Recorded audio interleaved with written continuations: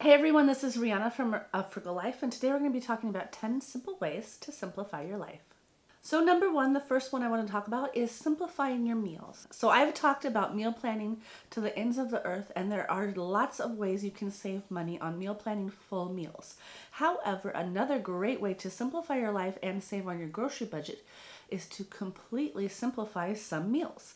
So you don't have to have bacon, eggs, and pancakes every weekend morning. You actually don't have to have them at all if you don't want to. I eat simple meals for every breakfast because I don't have time to do anything else. You do, of course, want to have a nutritious breakfast, but it's okay to just have one thing sometimes. You can just have a bowl of cereal, or just a tuna sandwich for lunch, or even just a bowl of rice and eggs for dinner. So some ideas for some super simple meals are cereal, pancakes, eggs, fried egg sandwich, or maybe even just a nice bowl of soup, or my grandma used to say a nice green salad. So my grandma used to eat cinnamon toast or peanut butter toast every weekend morning before she took us to school, and so she taught us that simple meals can be just as fun and just as filling as a regular big meal can. So number two is going to be declutter and minimize your stuff. So I do have a card up above about 20 reasons that you should declutter and own less stuff. But to put it simply, because this is a video on simplifying, is less stuff means less money and less time that you have to take care of those things. Number three, to simplify your life, is going to be to say no. Say no, no, no. No to commitments, no to yourself, no to overcomplicating your life. So people are tempted, especially nowadays, to say yes to people when they need assistance. So say no when you have to. You don't have to say yes all the time, even if it's your family or your close friend. You don't have to overcommit yourself. You don't have to offer to hold all of the Zoom PTA meetings. You don't have to offer to overcommit yourself to anything. Just take on things which you can handle personally, emotionally, physically, and financially. Don't overburden yourself in such a stressful time of the world into things that you can't afford to do or things that you can't physically or emotionally handle at this time. Simplify your life by saying no. Number four is going to be simplify your clothes closet. So we try to own less clothes, of course, this year, but also we've always been the type of people who are not really into fast fashion. So we own simple things that we like to wear on a daily basis and other things that we have to wear for specialty things. So of course, my husband has a motorcycle jacket to ride on his motorcycle. He has work shirts to wear in the shop, but most of the time he just wears t-shirts and shorts or pants. Most of the time I just wear t-shirts and jeans, or sometimes a nice blouse if I'm working. So simplify your closet and take out things that you don't need anymore and stop buying things that you're only going to use once or twice.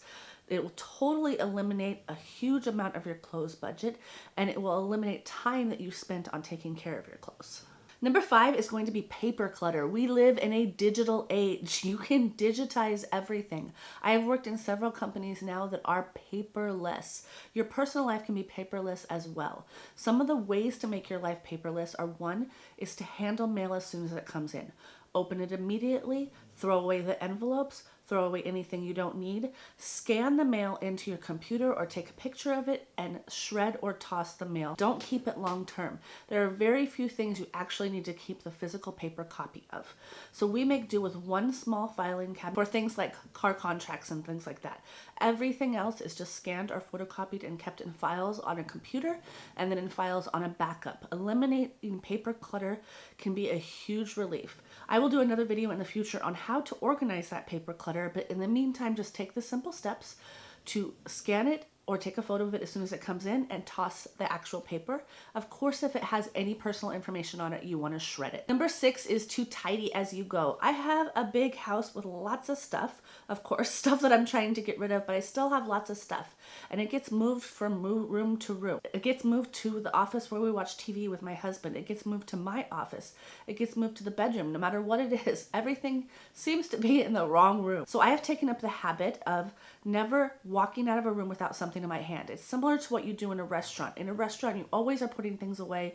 You always have something in your hand. Same as retail. You're always picking things up and taking it with you when you go somewhere to put it away. So now I never leave the room without at least 3 things in my hand that are going to go to the room that I'm going to.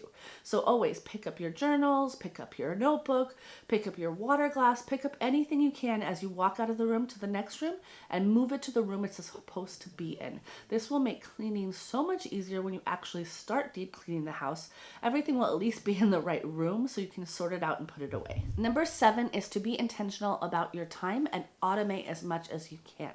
So one of the things I do is automate my emails, both for personal and work. You can set up filters on your emails that will automatically sort things into the correct folder based on who you receive them of. Newsletters go in one folder, notes about bills go in another folder. Another way that I do it is when I first receive the email, as I handle it right away. A friend at work in a previous job taught me that you organize things by days. So if I'm going to handle an email on Monday, I move that to the Monday folder. If I'm going to handle it on Tuesday, I move it to the Tuesday folder. Then when I get up in the morning, I know what I'm going to do. So this not only works with email, this can work with multiple different things. You can set up your coffee maker to start in the morning before you wake up. You can set up a crock pot to go all day long to cook your food. Think about different ways you can automate tasks in your life or delegate them to somebody else in the family so it takes the burden off of your shoulders. Number 8, and I learned this from Fly Lady. If you haven't heard about Fly Lady, look up flylady.net, is to set up routines. So there should be a morning routine and an evening routine. The evening routine can be things like to turn off all the lights, to switch the laundry, to switch the dishwasher, to lay out your clothes for the next day, to take a shower. Anything that you need to do on a daily basis, put on a list and make that your checklist for the evening. Trust me, if you prepare for the morning, but the night before, you will feel so much better, especially if you do have to get up and go to work or go to a job. If the clothes for yourself and your kids are just laid out and you can grab them and put them on, it saves 10 minutes of stress in the morning, and morning is when it is most stressful. You can also automate your mornings with a morning routine.